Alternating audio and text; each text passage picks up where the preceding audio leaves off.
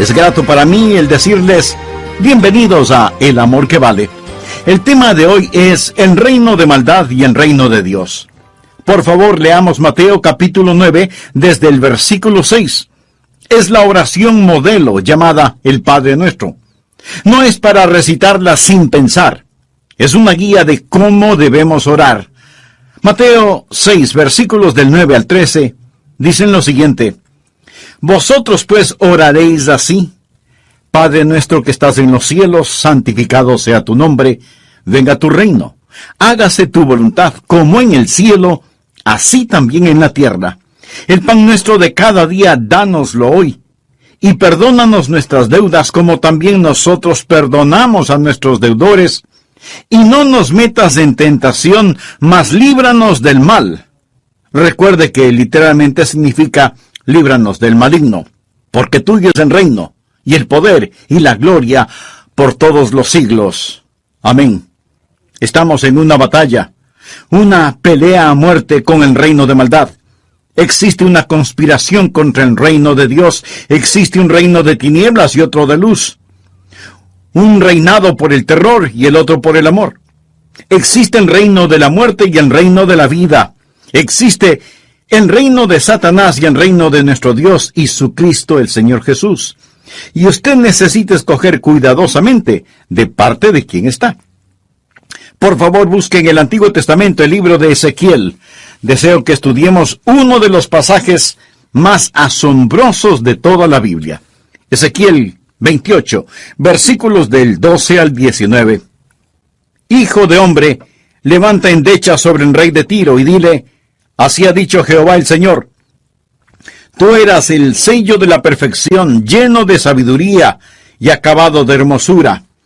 En Edén, en el huerto de Dios estuviste, de toda piedra preciosa era tu vestidura, de cornerina, topacio, jaspe, crisólito, berilo y ónice, de zafiro, carbunclo, esmeralda y oro. Los primores de tus tamborines y flautas estuvieron preparados para ti en el día de tu creación. Tú, querubín grande, protector, yo te puse en el santo monte de Dios, allí estuviste. En medio de las piedras de fuego te paseabas. Perfecto eras en todos tus caminos desde el día que fuiste creado hasta que se halló en ti maldad. A causa de la multitud de tus contrataciones fuiste lleno de iniquidad y pecaste, por lo que yo te eché del monte de Dios y te arrojé de entre las piedras del fuego, oh querubín protector. Se enalteció tu corazón a causa de tu hermosura, corrompiste tu sabiduría a causa de tu esplendor. Yo te arrojaré por tierra, delante de los reyes te pondré para que miren en ti. Con la multitud de tus maldades y con la iniquidad de tus contrataciones, profanaste tu santuario. Yo pues saqué fuego de en medio de ti, el cual te consumió, y te puse en ceniza sobre la tierra a los ojos de todos los que te miran. Todos los que te conocieron de entre los pueblos se maravillarán sobre ti. Espanto serás, y para siempre dejarás de ser. En una guerra es absolutamente necesario no subestimar al enemigo. Debemos conocer a nuestro enemigo. Por ello, este pasaje de Ezequiel es uno de los más importantes en toda la Biblia, para desenmascarar al diablo y verlo tal y como es, y cómo llegará a ser un día. No podemos ignorar que existen dos reinos. El diablo es el príncipe de este mundo, pero nosotros somos ciudadanos del reino celestial y vivimos en territorio enemigo.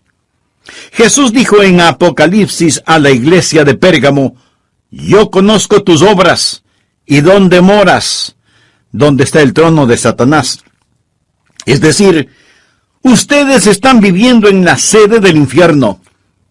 Vivimos en territorio enemigo. Necesitamos que se nos advierta esto a tiempo para poder estar armados y preparados para la contienda. El reino de maldad tiene un rey. Jesús lo llamó en Juan 14:30 el príncipe de este mundo. Entonces, ¿por qué este mensaje va dirigido al rey de Tiro? El versículo 12 dice que levantemos endecha sobre el rey de Tiro. El rey de Tiro es un nombre misterioso, un nombre simbólico dado a Satanás. Este es un tipo del diablo. Ahora bien, el rey de Tiro literalmente existió, y en los primeros 11 versículos leerá sobre él. Era un rey egomaniático que vivió en el Líbano. Él creía ser Dios, y Dios le habló una palabra de juicio, pero esta pasaba más allá de dicho rey, iba dirigida al poder detrás del trono. Verá, había alguien que hacía que este rey se comportara de esa manera, alguien que ponía sugerencias en su malvada mente, y era Satanás. Por ello, Dios se dirige al diablo a través del rey de Tiro. Se dará cuenta que en las Escrituras Dios habla a Satanás a través de otros. Por ejemplo, en el huerto de Edén, Dios habló al diablo por medio de la serpiente, ya que ésta era el emisario de Satanás. Otro ejemplo está en Mateo 16:22, cuando Pedro comenzó a reprender a Jesús cuando él le hablaba de la cruz. Y el Señor le contestó: «Quítate de delante de mí, Satanás. Me eres tropiezo porque no pones la mira en las cosas de Dios, sino en las de los hombres». Bien, ¿estaba Jesús hablándole a Pedro o al diablo? Él le hablaba a Satanás a través de Pedro cuando dijo: «Quítate de delante de mí, Satanás». Aquí tenemos el mismo caso. Dios no está hablando principalmente al rey de Tiro, sino al poder detrás del trono, al que motivaba y manipulaba a ese malvado rey. Pablo nos advierte: no ignoremos sus maquinaciones. Pero creo que existen aquellos que viven actualmente saturados de ignorancia en lo que concierne al diablo, nuestro enemigo. Hoy intentaré responder a 4 preguntas vitales. La primera pregunta trata con la creación del diablo. ¿Creó Dios un diablo? Y si Dios no lo creó, ¿de dónde salió? Porque antes que Dios no existe nada. La segunda pregunta trata con su corrupción. ¿Qué corrompió al diablo? ¿Cómo llegó Satanás a ser el diablo? La tercera pregunta trata con su continuación. ¿Por qué Dios no hace algo al respecto? ¿Por qué Dios no lo acaba, no lo erradica? ¿Por qué permite que continúe haciendo de las suyas? La cuarta pregunta trata con su condenación. ¿Qué le va a suceder al diablo? ¿Cuál es su destino? ¿Cómo y dónde acabará su carrera?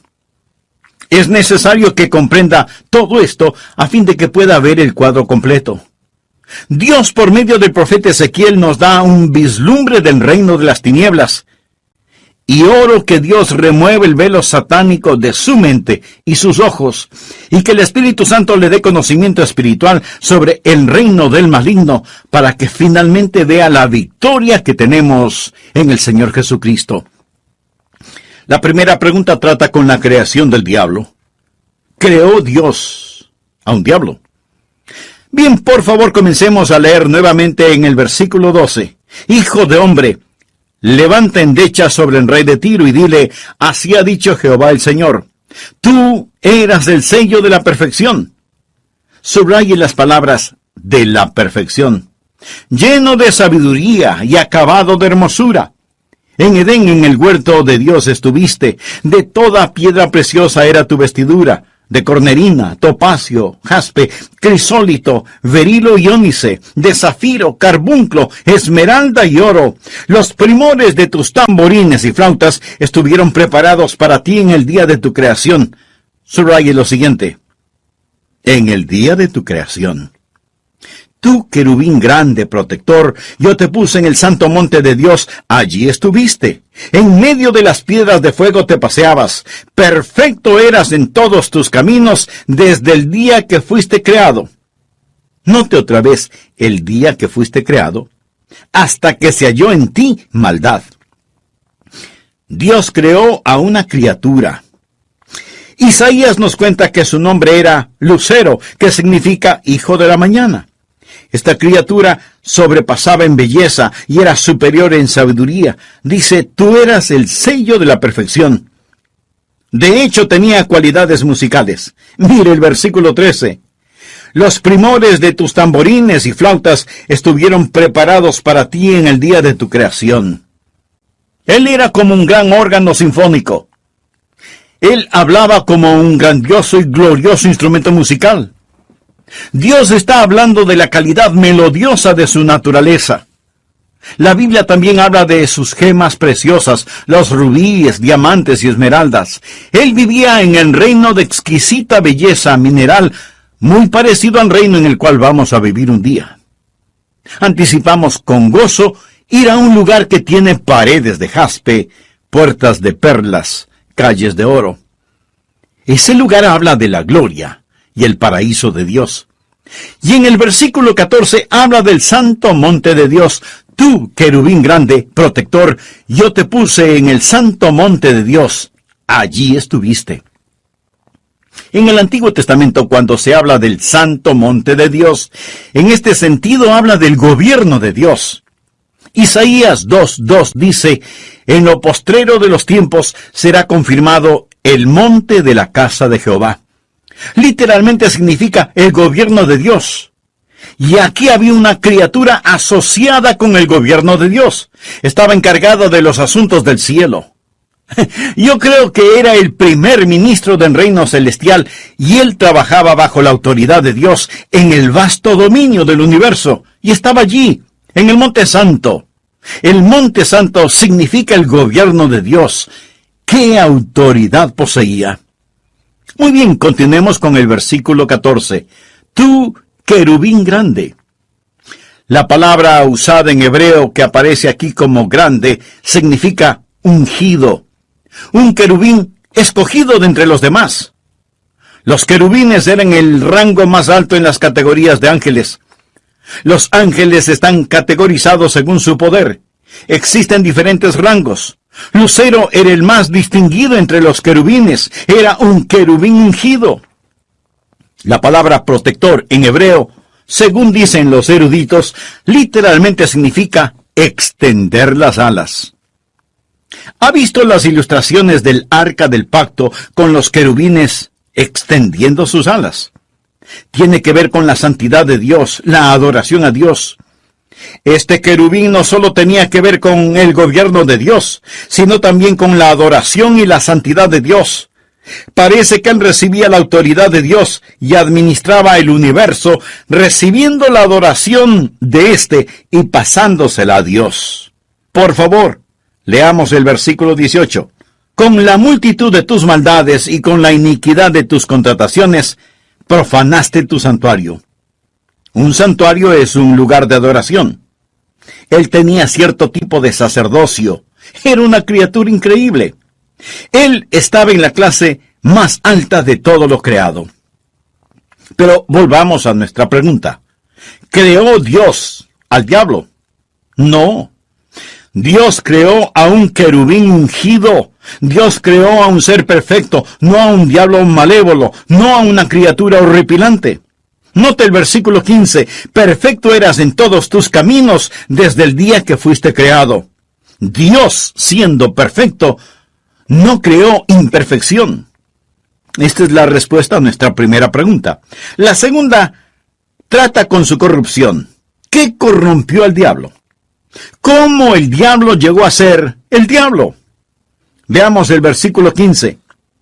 Perfecto eras en todos tus caminos desde el día que fuiste creado hasta que se halló en ti maldad. A causa de la multitud de tus contrataciones, fuiste lleno de iniquidad y pecaste. La palabra contrataciones en la multitud de tus contrataciones literalmente significa aquello que pasa por las manos, como abundancia de comercio. Verá, un comerciante obtiene algo de una persona, se la vende a otra persona, y así sucesivamente ese objeto pasa de mano en mano. Él era un comerciante. La mercadería pasaba por sus manos. ¿Qué pasaba por las manos de este querubín lucero?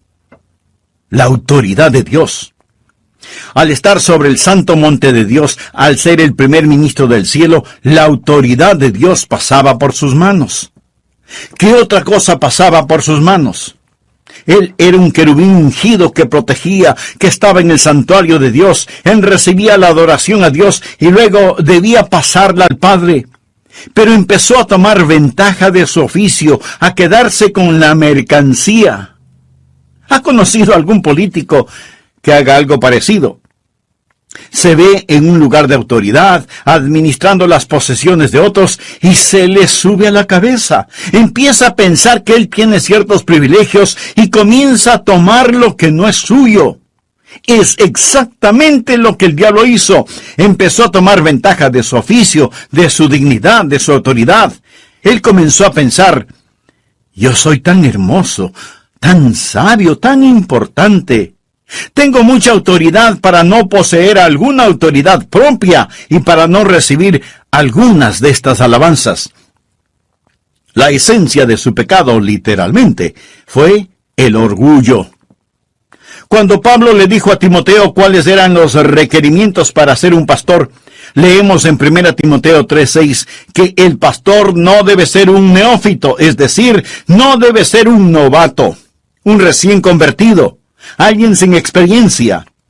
Y la razón de esto es: no sea que envaneciéndose caiga en la condenación del diablo. Este pasaje nos dice muy claramente lo que le sucedió al diablo. Él se exaltó con orgullo. Necesitamos tener cuidado. De vez en cuando algún hombre vendrá y dirá: Dios me ha llamado a predicar. Y si eso es cierto, debemos dar gracias a Dios. Pero hay que tener discernimiento. A veces la membresía, al ver a un hombre con muchos talentos, le dicen: excelente, queremos que usted predique. Y empieza a predicar, a administrar las cosas santas en el gobierno de Dios. Él llega a ser una autoridad.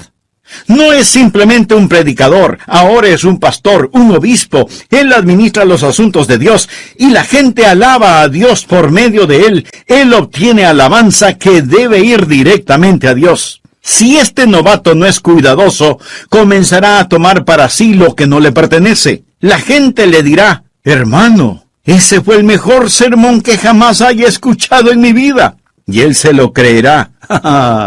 Lo hice muy bien. Y se llena de orgullo. Lo he visto suceder muchas veces. Suben como un cohete y caen como una roca. Cayó en la condenación del diablo. Está muy claro, el diablo llegó a ser Satanás al llenarse de orgullo y comenzó a tomar para sí lo que no le pertenecía. Versículo 17. Se enalteció tu corazón a causa de tu hermosura. Subraye la palabra hermosura. Corrompiste tu sabiduría a causa de tu esplendor. Subraye la palabra sabiduría. No piense que el diablo no tiene sabiduría. Amigo, la tiene. No piense que el diablo no tiene hermosura. Amigo, la tiene. Pero deseo que aprenda que su belleza es una hermosura manchada y su sabiduría es una sabiduría corrompida. Él es hermoso. No piense que es un monstruo rojo con cuernos. ¿Cómo describe la Biblia al diablo? Escuche, como un ángel de luz. Su nombre es Lucero, portador de luz. El diablo, además, es un amante de la belleza. También es sabio. Pablo en 2 Corintios 2:11 habla de sus maquinaciones, sus artimañas. Dice que no debemos ignorar sus maquinaciones. Y en Efesios 6:11 nos dice: vestíos de toda la armadura de Dios para que podáis estar firmes contra las acechanzas del diablo. También nos advirtió en 2 Timoteo 2:26 sobre los lazos del diablo. Él es tan sabio que Jesús dijo: de tal manera que engañarán, si fuera posible, aún a los escogidos. Sabía que el diablo no lo ha engañado, no porque usted es tan sabio, sino porque Dios no lo deja. Agradézcaselo a Dios. Y no diga que el diablo no lo puede engañar, porque Jesús dijo que hasta los elegidos serían engañados si Dios se lo permitiera. Su belleza permanece, pero es una hermosura manchada, defectuosa. Su sabiduría permanece, pero es una sabiduría corrompida. El diablo es brillantemente estúpido y horripilantemente hermoso. Mire cuán estúpido es Satanás, que cree literalmente que puede destronar a Dios, porque su sabiduría está corrompida y su hermosura manchada, y el orgullo causó todo esto. Voy a detenerme en este punto para preguntarle: Amigo, ¿mantiene usted una actitud orgullosa delante de Dios? Eso es sumamente peligroso. Más bien con humildad, acérquese a Dios. Reconozca que usted es pecador. Arrepiéntase de sus pecados y por fe, acepte el regalo del perdón y de nueva vida en Cristo Jesús, recibiéndolo como su Señor y Salvador. Hable con Dios por medio de la oración. Y una vez que usted sea un hijo de Dios, Él le dará los deseos de su corazón.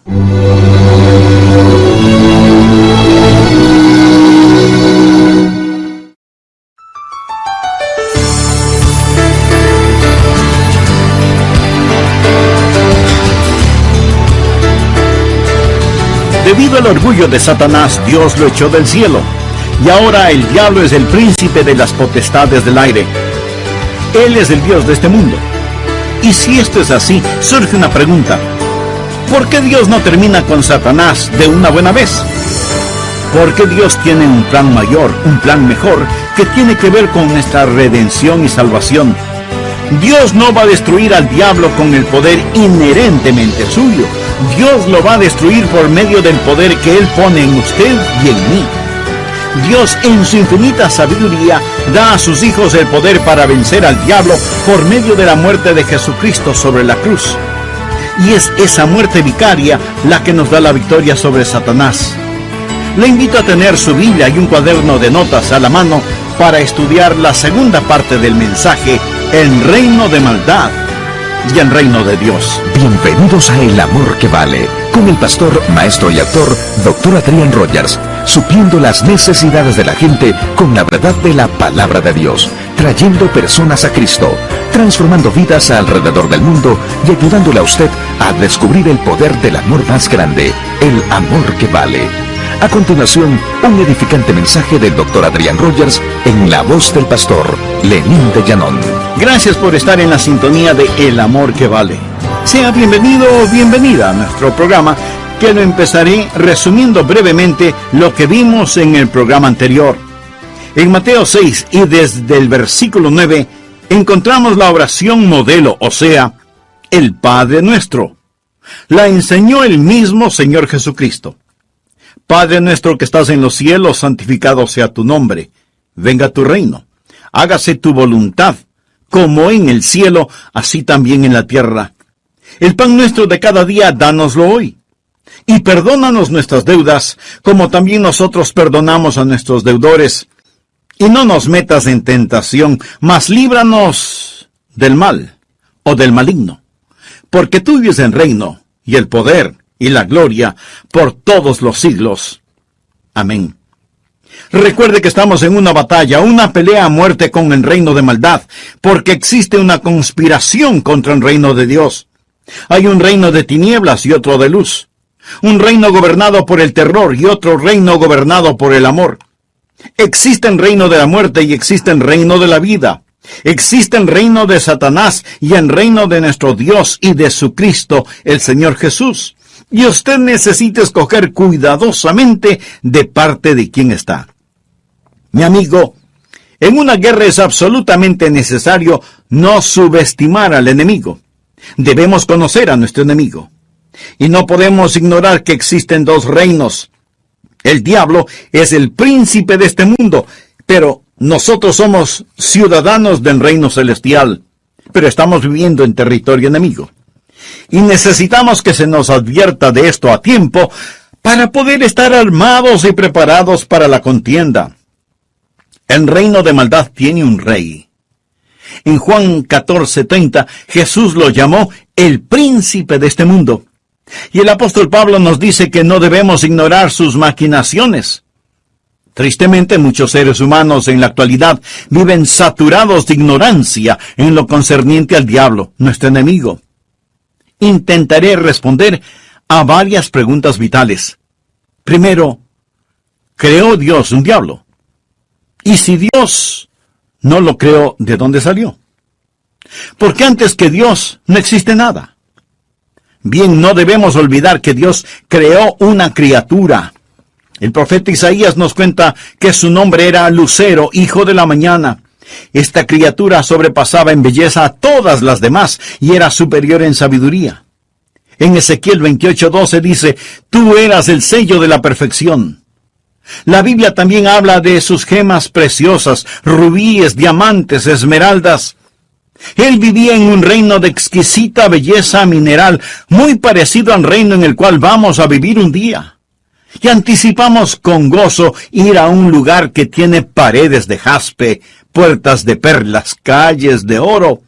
Este lugar habla de la gloria y el paraíso de Dios. Ezequiel 28:14 habla del santo monte de Dios. Tú, querubín grande, protector, yo te puse en el santo monte de Dios. Allí estuviste. ¿Creó Dios al diablo? No. Dios creó a un querubín ungido. Dios creó a un ser perfecto, no a un diablo malévolo y horripilante. Dios, siendo perfecto, no creó imperfección. Segundo, ¿qué corrompió al diablo? ¿Cómo el diablo llegó a ser diablo? Leamos Ezequiel 28:15. Perfecto eras en todos tus caminos desde el día que fuiste creado hasta que se halló en ti maldad. A causa de la multitud de tus contrataciones fuiste lleno de iniquidad y pecaste. La palabra contrataciones literalmente significa aquello que pasa por las manos. ¿Qué pasaba por las manos de este querubín, Lucero? La autoridad de Dios. Al estar sobre el santo monte de Dios, al ser el primer ministro del cielo, la autoridad de Dios pasaba por sus manos. Él era un querubín ungido que protegía, que estaba en el santuario de Dios. Él recibía la adoración a Dios y luego debía pasarla al Padre. Pero empezó a tomar ventaja de su oficio. Empezó a pensar que él debería tener ciertos privilegios y comenzó a tomar lo que no le pertenecía. Ha conocido algunos políticos que hacen exactamente lo mismo. Llegan a puestos de poder y se creen tan importantes que esperan beneficiarse de todos los privilegios que puedan conseguir y recibir la pleitesía y la alabanza de todos. Su puesto de autoridad se le subió a la cabeza y empezó a pensar, yo soy tan hermoso, tan sabio, tan importante, tengo mucha autoridad para no poseer alguna autoridad propia y para no recibir algunas de estas alabanzas dirigidas a Dios. La esencia de su pecado literalmente fue su orgullo. Cuando Pablo le dijo a Timoteo cuáles eran los requisitos para ser un pastor, le dijo que no debe ser un neófito, es decir, no debe ser un novato, un recién convertido, alguien sin experiencia. La razón, no sea que envaneciéndose caiga en la condenación del diablo. ¿Cómo describe la Biblia al diablo? Lo describe como un ángel de luz. Su nombre mismo, Lucero, significa portador de luz. El diablo también es amante de la belleza y además es sabio. Tanto que Jesús dijo, de tal manera que engañará, si fuere posible, aún a los escogidos. ¿Sabía que el diablo no lo ha engañado, no porque usted sea súper listo, sino porque Dios no le deja? Agradézcaselo a Dios. Y no diga que el diablo no le puede engañar, porque Jesús dijo que hasta a los elegidos engañaría si Dios se lo permitiera. En 2 Corintios 2:11 leemos, para que Satanás no gane ventaja alguna sobre vosotros, pues no ignoramos sus maquinaciones. Y en Efesios 6:11 se nos dice, vestíos de toda la armadura de Dios para que podáis estar firmes contra las acechanzas del diablo. El orgullo convirtió a Lucero, el portador de luz, en Satanás, el portador de las tinieblas. Piense por un momento en cuán terrible es el orgullo que causó que el rey de Tiro dijera, seré como Dios. Fue lo que causó que Eva desobedeciera a Dios y comiera de la fruta prohibida. ¿Piensa que Eva lo hizo por un pedazo de fruta? Ella estaba en un huerto lleno de frutas. Fue el orgullo. El diablo le dijo, llegarás a ser como Dios. porque Él conoce qué motivación tan poderosa es el orgullo. El orgullo es algo terrible. Permítame preguntarle, ¿ha discutido con su cónyuge? Jóvenes, ¿discuten ustedes con sus padres? ¿Alguna vez ha estado en una contienda dentro de una iglesia? La Biblia dice, ciertamente la soberbia, o sea, el orgullo, concebirá contienda, solo por el orgullo. Si no hubiese habido orgullo, no habría un diablo, y Adán y Eva no habrían pecado en el huerto del Edén.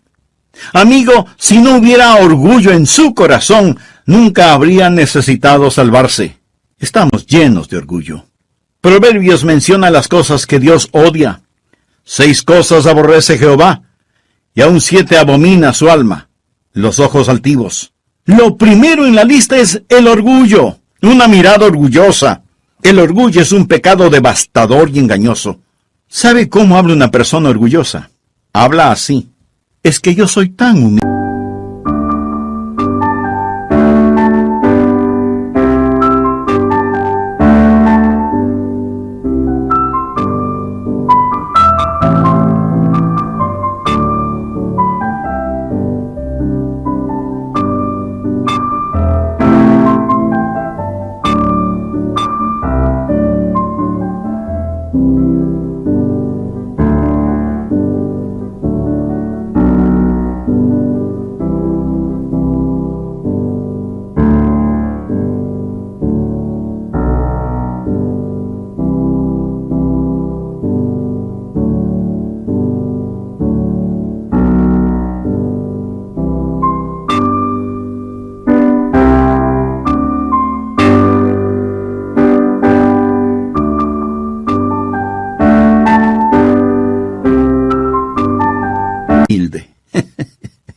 Está orgulloso de su humildad, pero la persona verdaderamente humilde dice: Señor, no sé qué vas a hacer conmigo, te fallo tanto.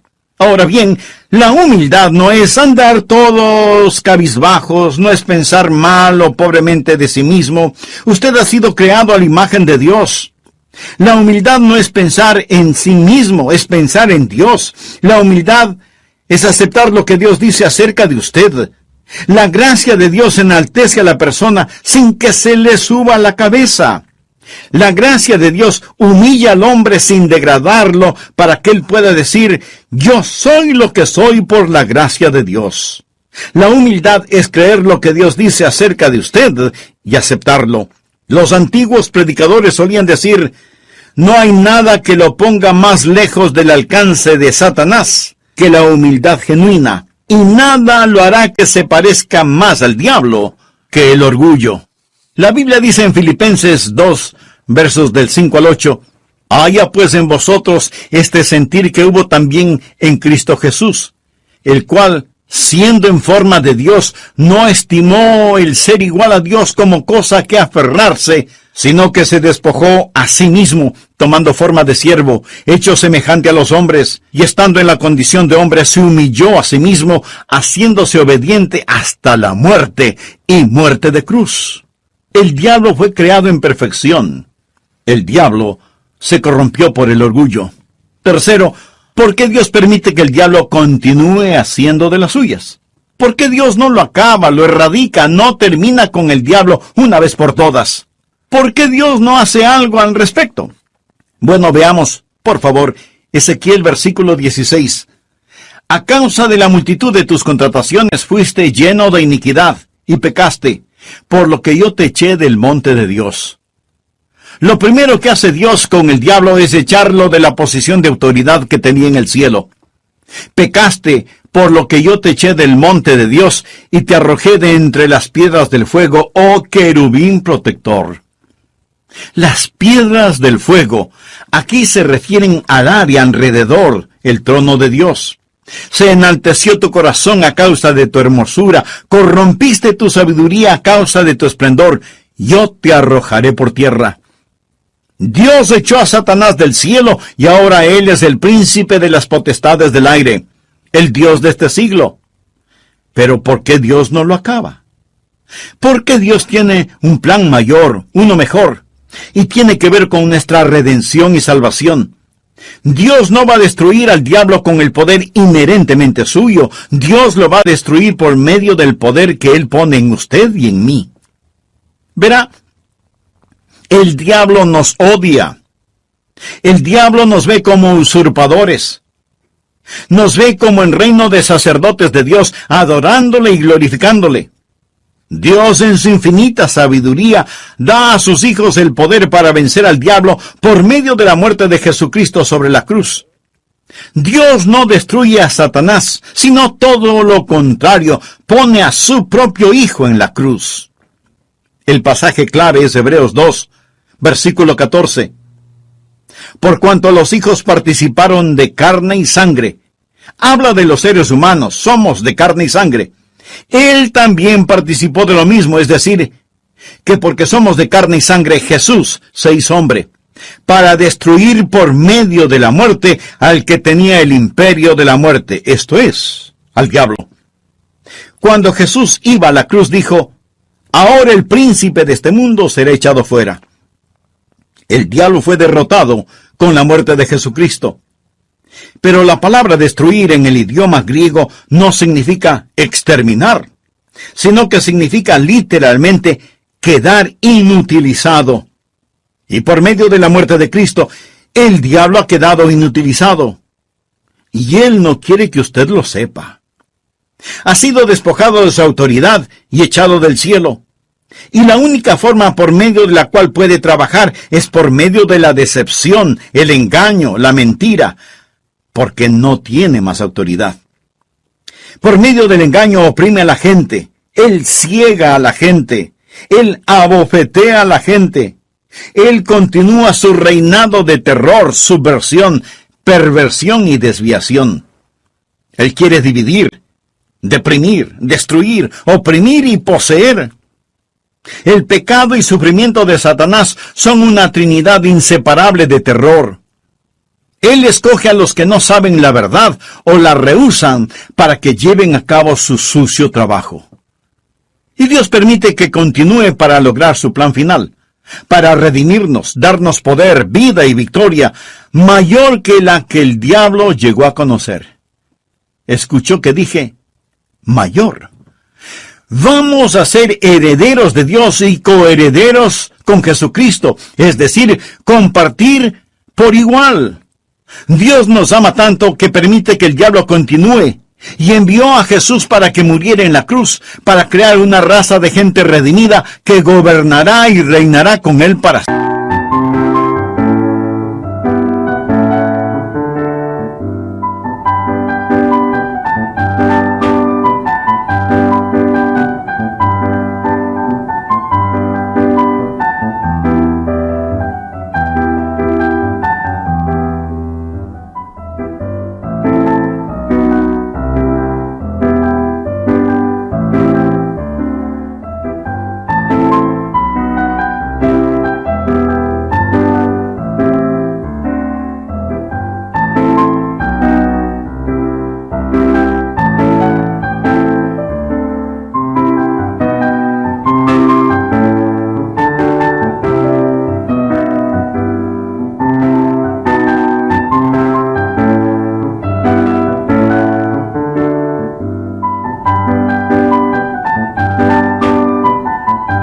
Siempre. Esto es profundo y glorioso. Hablamos sobre su creación, su corrupción, su continuación, y ahora permítame hablarle sobre la condenación del diablo. ¿Qué le va a suceder al diablo? Ezequiel 29, versículo 19. Todos los que te conocieron de entre los pueblos se maravillarán. Por favor, subraye maravillarán. Significa que se sorprenderán al verlo. Todos los que te conocieron de entre los pueblos se maravillarán sobre ti. Espanto serás, y para siempre dejarás de ser. En otras palabras, vendrá el día cuando el diablo no aterrorizará más a la gente. Vendrá el día cuando su poder falso, su autoridad y su belleza distorsionada le será arrebatada. Será encadenado y ridiculizado. Ahora, por favor, busque Isaías capítulo 14, verso 14, en donde el diablo dice: Sobre las alturas de las nubes subiré y seré semejante al Altísimo. Pero observe el versículo 15. Mas tú derribado eres hasta el Seol, a los lados del abismo. Satanás aún no está en el infierno, pero llegará a estar. Este es el lugar preparado para él y sus ángeles. Mas lo mejor está por venir. Mire lo que dice Isaías 14, versículo 16. Se inclinarán hacia ti los que te vean. La gente lo va a observar, a estudiar. Al verlo dirán, miren eso. Como ver a un animal enjaulado en el zoológico. La gente se asombrará. Se inclinarán hacia ti los que te vean, te contemplarán diciendo, ¿es este aquel varón que hacía temblar la tierra, que trastornaba los reinos? ¿Es este el que hacía temblar la tierra y los reinos, el que hizo del mundo un desierto destruyéndolo, el que no abría las puertas de sus prisiones? ¿Es este gusano, este debilucho, esta criatura insignificante, arruinada y patética, que ha sido despojada, conquistada y avergonzada? Y al instante la gente verá la insensatez, la estupidez de seguir al diablo. Existe en reino de maldad y en reino de Dios. Asegúrese, amigo, de que usted está en el reino de Dios. Porque donde el diablo acabará, allí también irán a parar sus seguidores. Por lo tanto, no tiene sentido seguir a un perdedor. El pecado no puede ganar, y la fe no puede fracasar. Esta es la razón por la cual Jesucristo nos enseñó a orar, líbranos del mal, porque tuyo es el reino y el poder y la gloria por todos los siglos. Amén. El Padre está en control. El pecado no puede ganar y la fe no puede fracasar. Paga servir a Jesús. Paga cada día y cada paso del camino. Aunque el sendero a la gloria pueda parecer a veces difícil, paga servir a Jesús. ¿Es usted salvo? Cristo dijo en Mateo 12:30, el que no es conmigo, contra mí es. Existen dos reinos, el de maldad y el de Dios. Si no está en el reino de Dios, entonces está en el de la maldad. El que no es conmigo, contra mí es. Y el que conmigo no recoge, desparrama. Hay dos reinos. Y cada ser humano está en uno de los dos, o en el reino del diablo, o en el reino de Dios. Estimado amigo, deseo hacerle una pregunta. Sea por favor honesto consigo mismo. ¿Es usted salvo? Yo no le pregunté si es usted católico, bautista, metodista, o de alguna otra denominación. Lo que quiero decir es que usted necesita saber sin lugar a dudas que se ha arrepentido de sus pecados y que ha recibido a Cristo como su Salvador personal. Le imploro, le pido que lo haga ahora. Ore de corazón esta sencilla oración. Amado Dios, yo sé que tú me amas. Yo sé que quieres salvarme. Jesús, tú moriste para salvarme y prometiste salvarme si confiaba solo en ti. Confío en ti. Ahora mismo, en este momento, con todo mi ser, abro mi corazón y te recibo como mi Señor y Salvador. Gracias por salvarme. Recibo el regalo de la vida eterna por fe como un niño. Ahora eres mi Señor, mi Salvador, mi Dios y mi amigo. Y Señor Jesús, porque tú moriste en mi lugar, yo viviré para ti. Gracias por salvarme. Oro en tu santo nombre.